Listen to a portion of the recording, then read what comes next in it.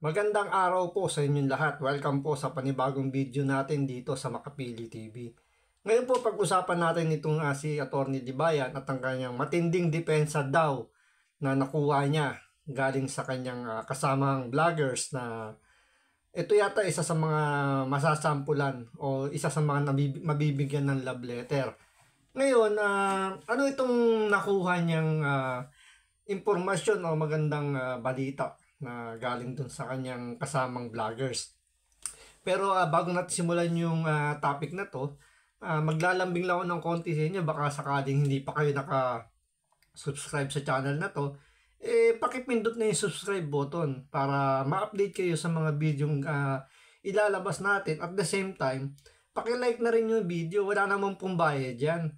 Konting lambing lang naman po. Nakapindot na muna. So, ngayon, start na natin kung ano ba itong nakuha magandang depensa ni Atty. Dibayan laban dito kay Rapi Tulfo. Alright, yan. Magandang araw mga kabatas natin at welcome sa isa namang live stream. Mga kabatas natin, finally may resolution na tayo at malalaman na natin kung ano ang ibig sabihin ng taob. Itong paborito. So ito, dito tayo sa walang katapusang taob issue ni Atty. Dibayan.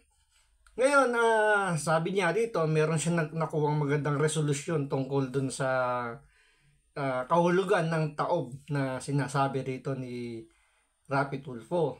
So dito, ulitin po natin, sa binanggit ni Rapi Tulfo, para po sa akin, wala naman pong binabanggit na pangalan kung sino man yung pinatutungkulan doon ni Rapi Tulfo. Ngayon, kung sabihin na nating bad joke na yung ginawa ni Rapi Tulfo, sige, sabihin nating masamang biro yung nabanggit doon ni Rapi Tulfo. Pero ang pinakaano doon, sino ba yung kausap ni Rapi Tulfo? Ano ba yung konteksto ng pinag-uusapan nila? Ano ba yung issue na pinag-uusapan nila? Kasi depende yan kung sino yung kausap ninyo doon eh. Sino yung kumbaga paano nyo dinideliberate yung isang issue, 'di ba? Doon natin pagbasihan yung ibig sabihin ng mga nabanggit na salita ni Rapi Tulfo. So panoorin po natin ito. Ni Rapi Tulfo na taob. Okay? Ngayon, para malaman natin yan, si Rapi Tulfo din yung ating kukonsultahin. Kasi siya rin naman yung gumamit nun eh. So siya ang makakapagsabi kung ano ang definisyon nito ayon sa kanya. Okay? No nonsense. Last mo na yan ha. Baka doon ka. May Christmas party sila doon sa kabila. Pwede kang humabol doon. Sabi niya kasi dito, short for taong bayan, makamasa talaga si Idol. Love you, Idol. Yan. Napaghahalata ka na. Okay? Napaghahalata ka na. So, doon pala makikita nyo na sa comment section pa lang ni Atty. Dibayan, kapag itong nag-comment nasa pabor o pumapabor dito kay Rapi Tulfo, binibigay niya na agad ng ng negative vibes. Binibigay niya kagad ng parang kinukulayan niya kagad ng ibang kahulugan yung mga babanggitin nila kay Rapi Tulfo. Pero kapag nag-message dyan sa kanyang comment section, kabatas niya, yun ang mas i-hype niya. Which is normal naman. Pero doon natin tingnan sa konteksto na paano mo ba i-definition yung tao, paano mo siya ipakikilala sa ibang tao. Kasi parang ang nakikita ko dito, wala itong pinagkaiba doon sa Alam mo pag meron kang kagalit na isang tao, na every time nabubuka yung bibig niyan, every time may gagawin niyan, kahit maganda pa yan, sa'yo, mali, sa'yo, pangit. So, parang ganun yung nakikita ko rito kay Atty. Dibayan. So, pansinin nyo lang yung mga nagko-comment, para medyo makilala nyo pa ng husto itong si Atty. Dibayan. So, tuloyin po natin ito. Spy. Okay, ito mga kabatas natin. Pakinggan muna natin yung sinabi niya. Kasi ang daming nampasya akin tungkol dito eh. Sinabi ko kasi sa inyo mga kabatas natin yung taob, di ba? Yun yung ginagamit kapag merong papakitil na tao. So, yun. Sa kanya, isa lang talaga ang ibig sabihin ng taob, which is pag may pinakikitil daw na buhay.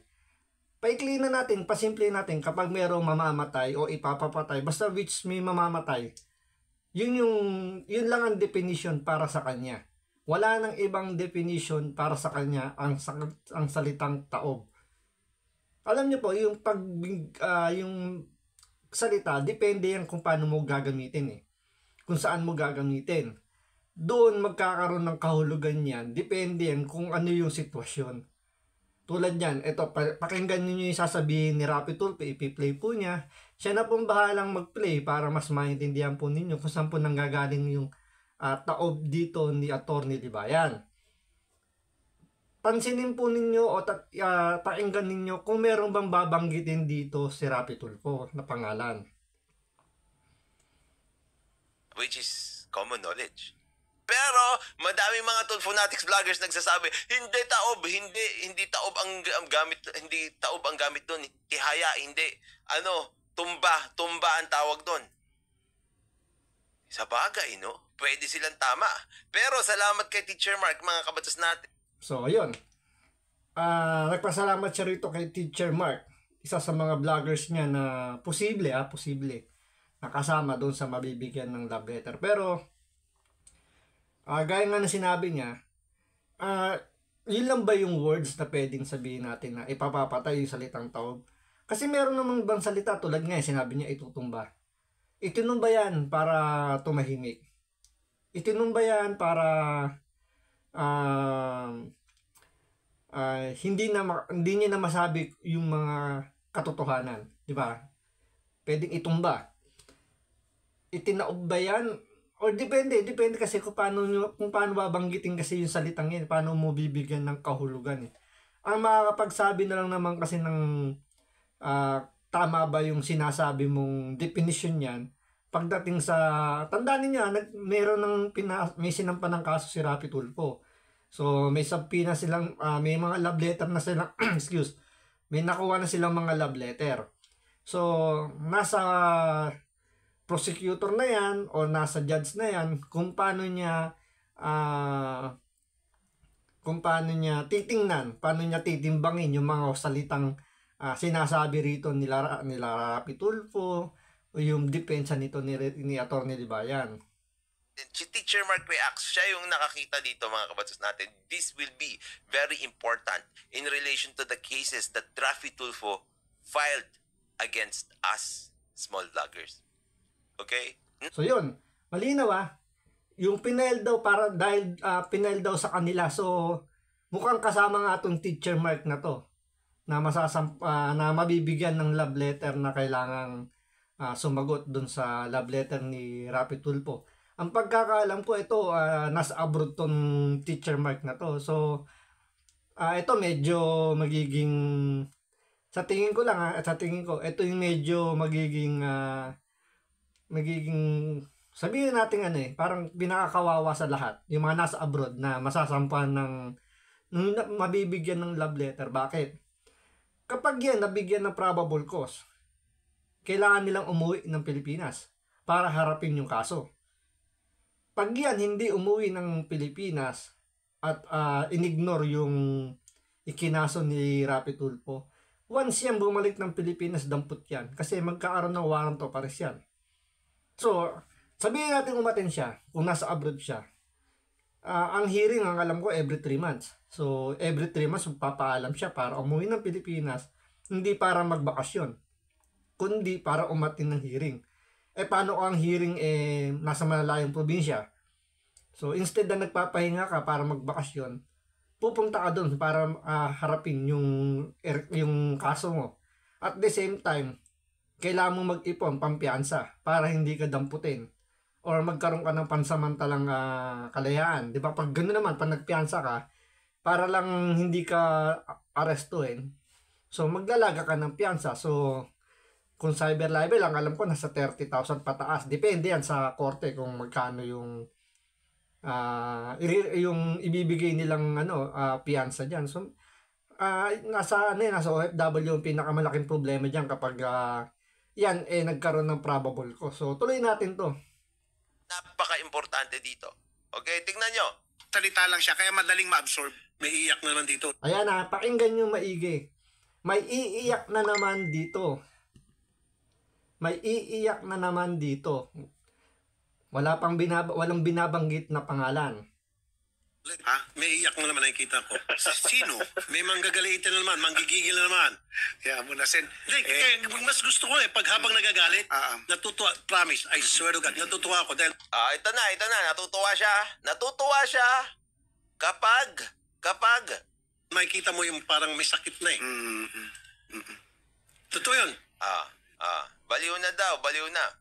Siyempre, ang tanging masasabi na lang nila dito ngayon, hindi naman si Attorney Libayan yan. Pero we all know already, I have evidence in relation to that. Yun.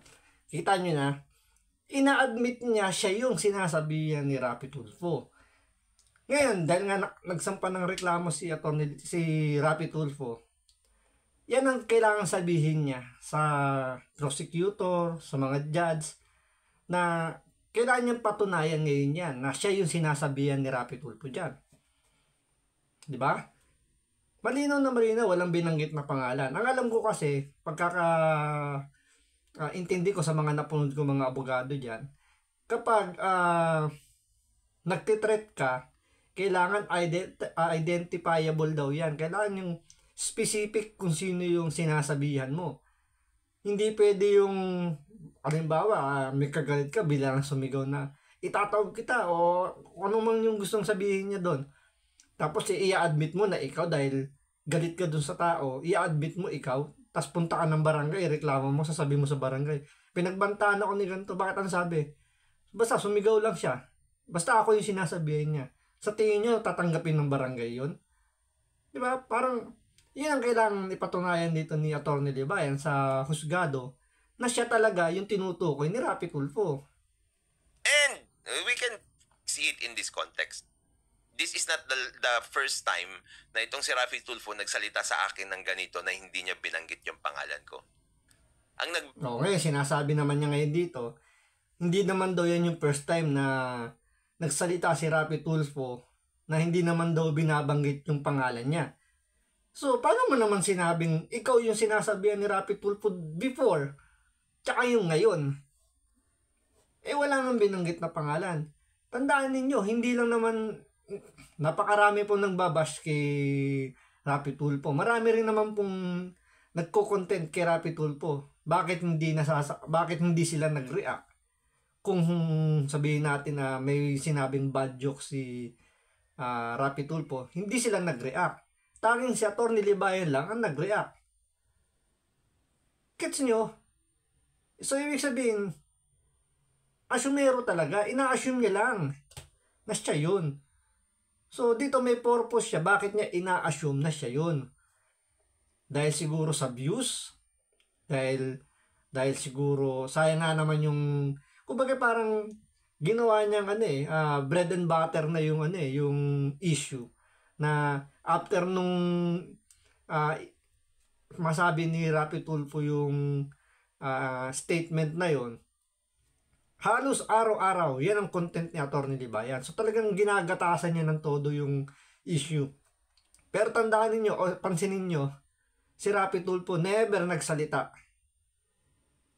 Hanggang sa nag-file siya ng kaso, never siya nagsalita. Yung mga vloggers na sinasabi ni Atty. Libayan, nagdi-defend lang kay Rapi Tulfo. So wala namang connection to kay Rapi Tulfo. Hindi naman si Rapi Tulfo yung nag-utos para sabihin. Siguro, sasabihin nitong mga kabatas na inuutusan ni Rapi Tulfo yung mga vloggers na i-defend siya. Pero hindi naman kailangan, kasi ilan lang naman ang palayagang na sinasabi niya rito Ilan lang naman sila, pero pansinin niyo sa social media, marami rin naman nagde-depend kay Rapi Tulfo, especially sa comment section. Napakarami. So, paano niyo naman i-justify na ikaw talaga yung sinasabihan dito ni Rapi Tulfo? Banggit lang talaga ng pangalan ko, si Shari. Well, yung... So yan, binanggit niya yung pangalan ni Shari. So, possible, isa si Shari dito sa mga magpapail ng kaso kasi multiple cyber libel eh. So, possible dito, kasama si Shari sa mga nag-file ng kaso. So, medyo marami-rami silang, maraming counts to. So, medyo, kung criminal case to, medyo matagal-tagal na kulong to, kung sakasakaling magkakaroon to ng probable cause. Bayan at least.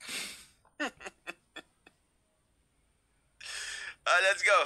Mas maganda nga, tuntua ko habang gigil. Ay, basta't may marami ka na makakampi. Baka balang isang araw, tumaob na lang. Wag naman. Hindi, Baka balang isang araw, tumaob na lang. Wag naman. So, ngayon, ang daming nagsasabi dyan, hindi ganun yun. Hindi yan taob. Yung taob na yan, hindi yan yung pagpatay. Hindi ganyan yun. Kasi pinutol niya. Hindi niya kinumpleto yung sinabi rito ni Rapi Tulfo. Dito, kasi dalawa yung ginawa niya eh. Dito, pinutol niya. Dito muna siya magbababad eh. Doon sa hanggang sa dulo na balang sang araw, tumaob na lang.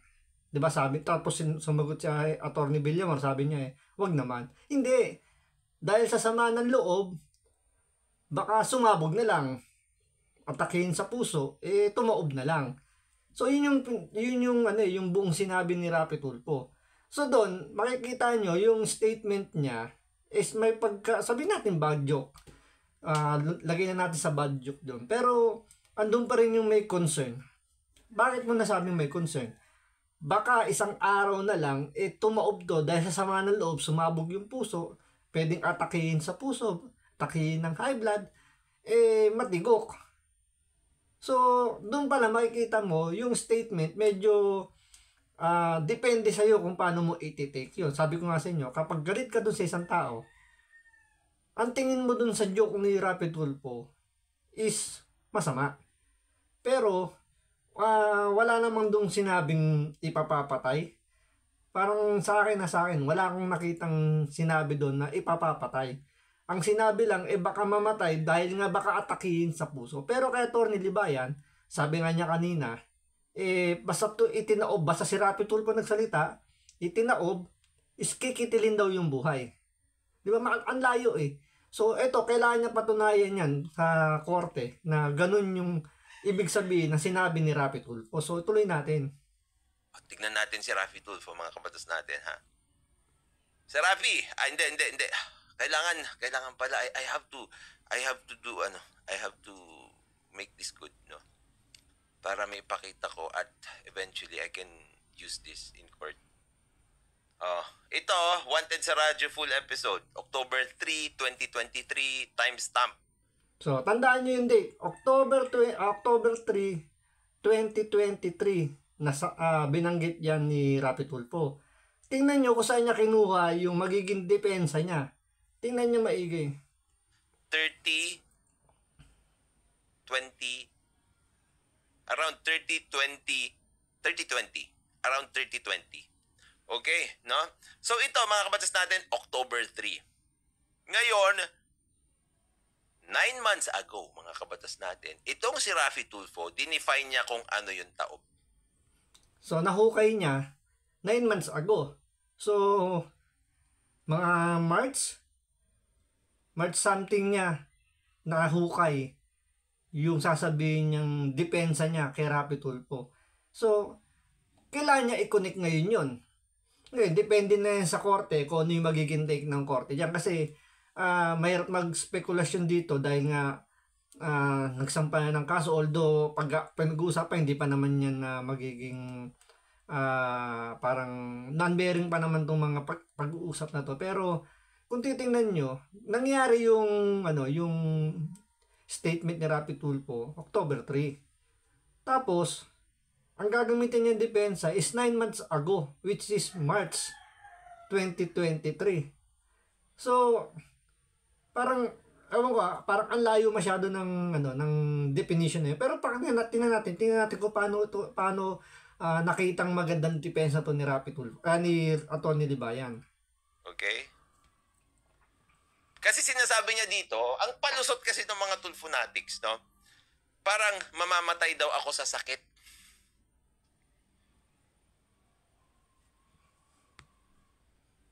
Kasi ngayon, nasabi ni Rapi Tulfo, baka isang araw na lang, sumabog yung puso sa sobrang gigil. Sumabog yung puso. Sa kanya kasi, ang ibig sabihin ng sumabog ang puso, binaril sa puso. Kaya tumaob. Kasi yun yung kumbaga sa kanya, sarado na yung isip niya na ang salitang taob is kikitilin yung buhay. Pagkitil. So, it doesn't matter na sa kanya yung ibang term o ibang kahulugan ng sumabog yung puso. Sa kanya, basta sumabog, ano daw ba yung sumasabog? Baril, bomba. Sa kanya, ganun lang yun. Walang, kumbaga sa kabayo, di ba? May harang dito. Diretso ang tingin lang, wala nang tingin-tingin sa gilid. Basta ako, ito ang tingin ko, wala na akong pakialam sa inyo. Wala kayong pake. Basta ako, ito ibig sabihin. Mamamatay daw ako sa sakit. High blood daw, mamamatay daw ako sa high blood dahil daw sa nanggagalaiti ako lagi. Yung ganon, na gustong-gusto niya. Ito naman, mga kabatas natin, Rafi Tulfo in action pa rin. Okay? This was published 9 months ago. Makikita nyo dyan, mga kabatas natin. Lakihan natin para March. Kasi this is very important. March 1, 2023. Yung taob-taob na sinabi ni Rafi Tulfo na pinapalusot nila na sakit daw yung dadali sa akin, mga kabatas natin, is October 3, 2023. Salang niya sinabi ko, salamat Teacher Mark. No? Mag-subscribe kayo sa... This is a very parang welcome development. Kasi nga, finally, we can shut them all up. O, tignan nyo. Na yung laman na yon gagamitin mo para masaktan mo ng gusto itong si Jay. Ang sabi niya po, gigripuhan niya ako. Gripo? Opo. So pag gripo, yan ay baliksong. Ewan ko lang kung kutsilyo. naririnig yat. Nagpapaliwanag siya kung paano sasaktan yung mga tao. Ha? Ganon din yung ginawa niya. Doon, sa taob, sabog sa puso, padala ng bulaklak. It's also about hurting a person. Okay? Tignan nyo. Ata sa video yun. Yung, Gripo. Ito, ang sitwasyon doon sa sinasabi ni Atty. Libayan. Tingnan nyo muna yung sitwasyon. Noong October 3, nung binanggit yun ni Rapi Tulfo, nag-uusap lang sila ni Atty. Villamor, which is parang a friendly discussion lang naman yung ginagawa nila. So wala pang issue, walang issue doon, walang kumbaga naka-light lang ang kanilang discussion. So andun yung mga biruan, which is di naman nawawala talaga sa mga magkakaibigan.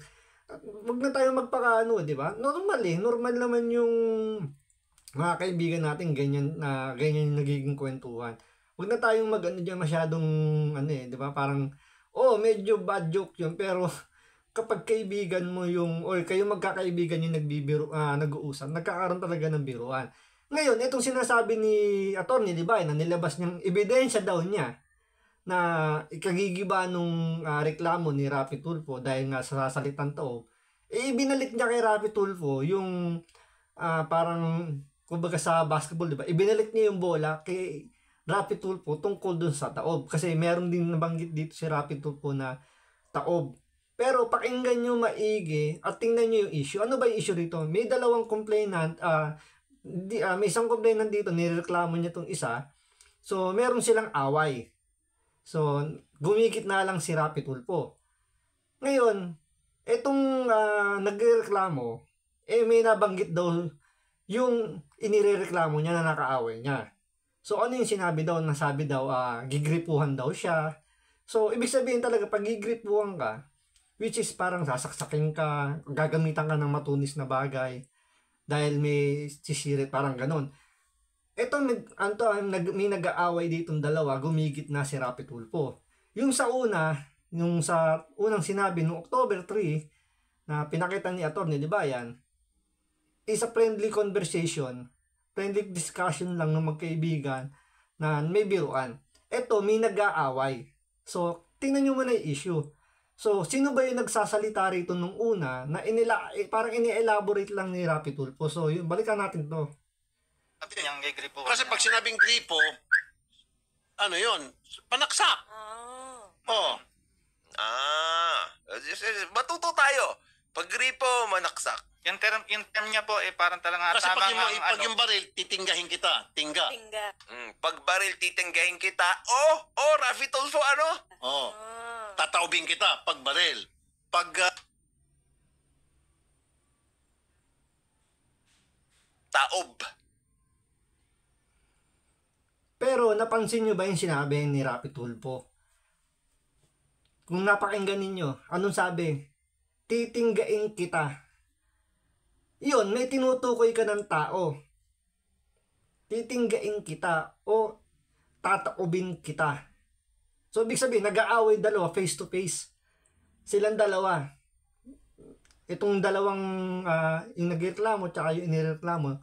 So, nandyan sila. So, sinabi nung itong inireklamo na titinggain kita or hindi man siguro siya. Parang gano'n lang, parang example lang ni Rapi Tulfo na sinabi niya na titinggain kita kasi magkaharap. So, ibig sabihin, pinopoint mo yung tao.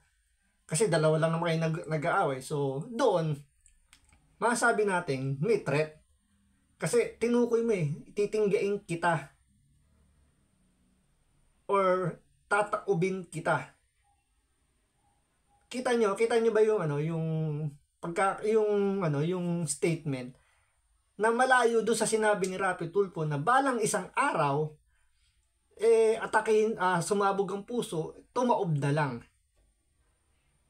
'Di ba? Ang layo nung tapos inang gagamiting depensa ni Atty. Libayan itong tataubin kita, titinggain kita. May complainant dito, may inireklamo rito.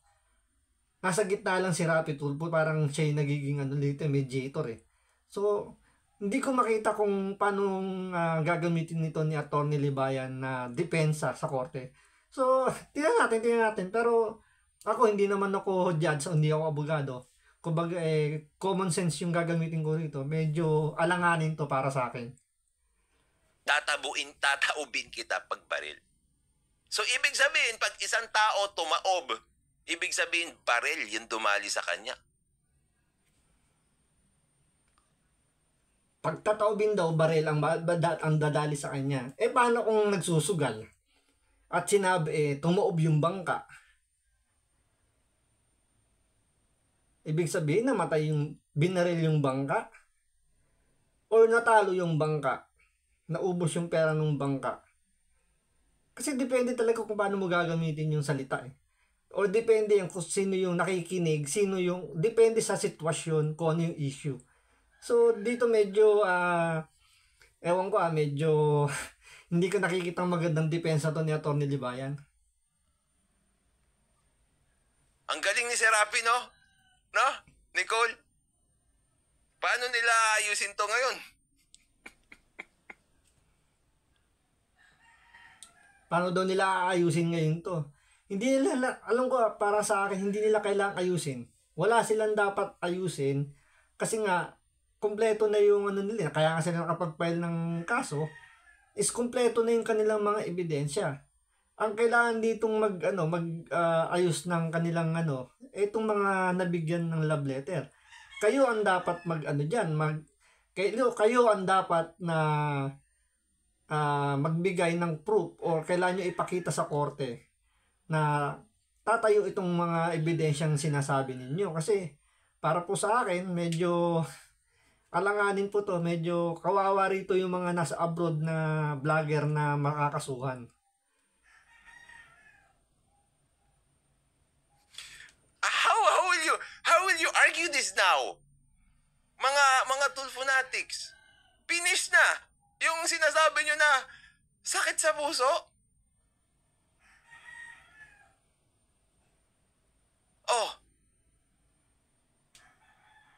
Siya yung nag-define mismo. Look! Yung term niya po parang talaga Kasi tama pag yung baril, titinggahin kita. Tingga. Tataubin kita pag baril. Pag saksak, gigripuhin kita. Tignan niyo si Shari, natuto. Dapat yung mga vloggers ni Raffy Tulfo, matuto din kayo kay Sir Raffy.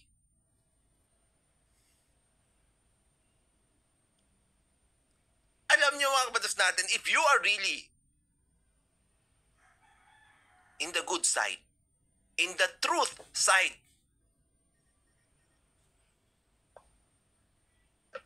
the truth will make a way to be exposed.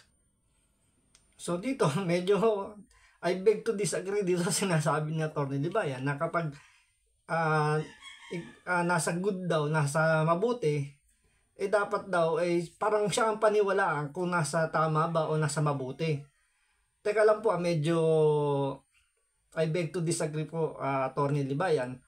Unang-una po, nag-file na po ng kaso nagsampa ng kaso si Raffy Tulfo. Ngayon, hindi naman po kayo yung dapat magsabi na kayo yung tama at si Raffy Tulfo yung mali. At wala pa rin naman pong karapatan si Raffy Tulfo rin na sabihin na siya yung tama at kayo yung mali. Kasi nag-file nga, meron po tayong due process, yung gustong-gusto nyo, yung due process na hinihingi nyo, nagsampa ng kaso. So, kailangan nyo lang patunayan sa korte na parehas po kayo na kailangan nyo patunayan sa korte sino yung tama, sino yung mali. Kasi dito, medyo kiniklaim nyo naman kagad kasi na mali si Raffy Tulfo. Dito sa nakita nyo yung sinasabi nyo magiging ebidensya nyo, tapos na, finish na. So, sa mga nanonood, wag naman sana tayong medyo paniwalain. Tandaan po nyo, nakasampa po yung kaso. Nag-file po ng kaso si Raffy Tulfo. So, aantayin po natin yung magiging resulta ng magiging hearing ng kaso na yan. Kasi nga, ang magsasabi lang naman dyan ng tama o mali, yung korte. So, antayin po natin yun. So, tuloy lang po natin to. Dahil tulad ng sinabi ko, kay Teacher Mark Reacts, maraming salamat. This was 9 months before linabas. Well, hindi. October 3 yun eh. So, 8 months before nilabas yung taob. Binanggit ni Raffy Tulfo yung taob. They forgot about it until Teacher Mark Reacts saw it.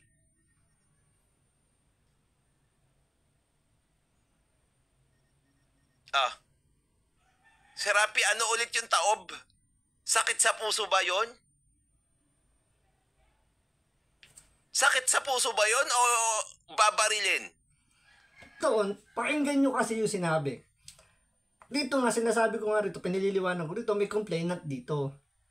Merong inireklamo, may nagreklamo. Ngayon, pinaliwanag ni Raffy Tulfo, pag titinggain, pakinggan nyo muna kasi yung parang i-analyze nyo. Ang una niya sinabi is titinggain, babarilin. So, andun yung words. And then, titinggain kita, tsaka yung tataobin kita. So, doon, makikita nyo, kasi ginamit nga yung salitang baril, so, nakakonect. Doon sa statement ni Raffy Tulfo noong October, sinabi niya, baka isang araw, tumaob na lang, dahil sa sama ng loob, sumabog yung puso. Asan yung baril doon sa sinabi ni Raffy Tulfo? Magkaiba kasi doon, sumabog ang puso, pwedeng atakehin sa puso. Hindi naman sinabing, baka isang araw na lang yan, tumaob yan dahil baka barilin sa puso yan. Yun, wala tayong pag-uusapan doon. Pero ang sinabi, baka balang isang araw, tumaob na lang dahil sa sama ng loob, sumabog yung puso. Dito, sabi ng complainant, yung nagreklamo, o yung sabing ginawa example ni Raffy Tulfo, pag sinabing titinggain, babarilin. Titinggain kita, tsaka yung tataobin kita. So magkaiba pa rin tataobin sa tumaob.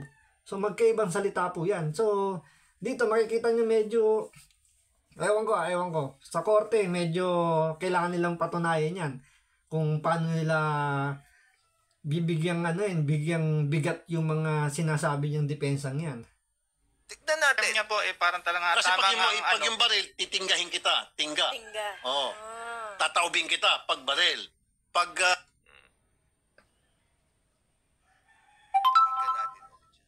Pakinggan natin ulit siya. Okay? Sir Raffy, let me hear you once again. Ano yung nakalagay doon sa ano nyo? nakalagay doon sa complaint nyo? Capable of someone having killed, especially yung mga kritik niya. Makakampi sila. Ganun ba yon? It's not verbatim pero tignan natin. Mas maganda nga, tuntua ko habang gigil. Ay, basta't may marami ka na makakampi sila. Baka balang isang araw, tumaob na lang. Wag naman. Hindi, dahil sa sobrang sama ng loob. Diyan tayo nagpapatunay ngayon na nung sinabing wag naman, sinesave niya lang yung sarili niya. It was a mere afterthought. Pero anong definition ng taob? Baril.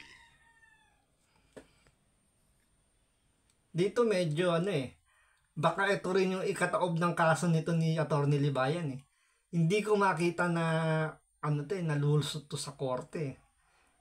Siguro sa mga kabatas niya, lusot na lusot yung yung paliwanag niya Pero tandaan niyo, hindi yung mga kabatas niya yung magbibigay ng hatol diyan. Walang bigat yung hatol ng mga kabatas mo. Ang mabigat ang hatol diyan isa korte. Doon mo kailangan pandigan yung sinasabi mong yan kasi parang di ba, yung sa Miranda rights, you have a right to remain silent. Everything you say will be used against you. Parang ito yung nangyayari. Lahat ng ibubuka ng bibig mo, pwedeng gamitin sa yung ebidensya.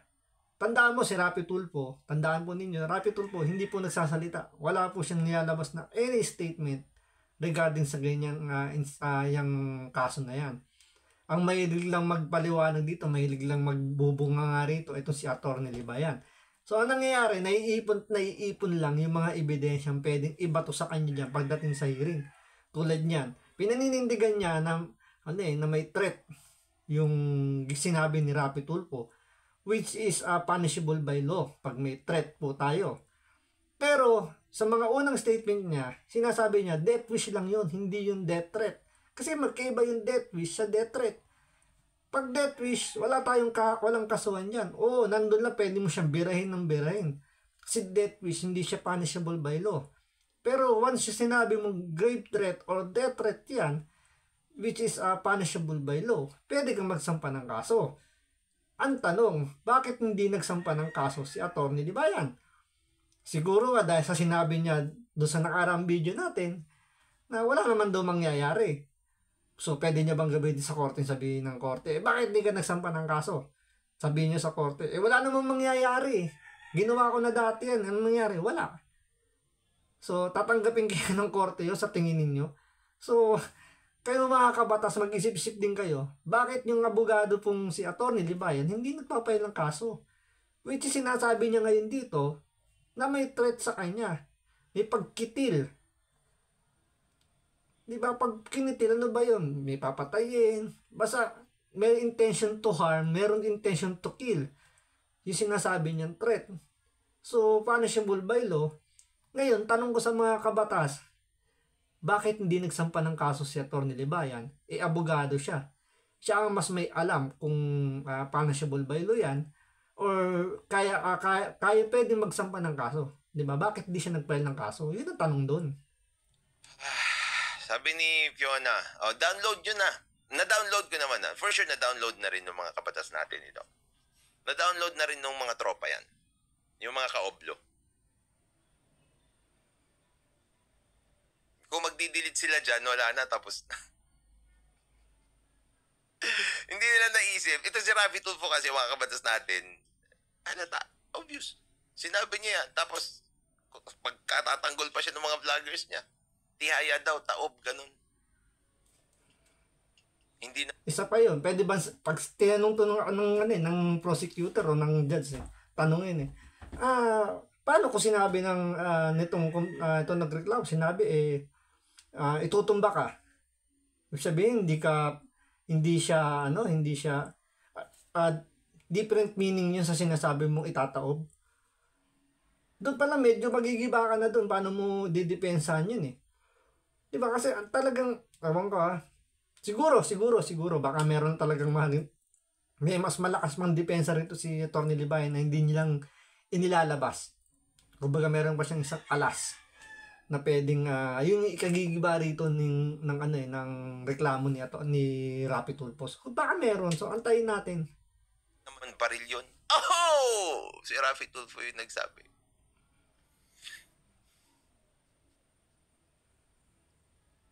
Balikan natin ulit. Last na to.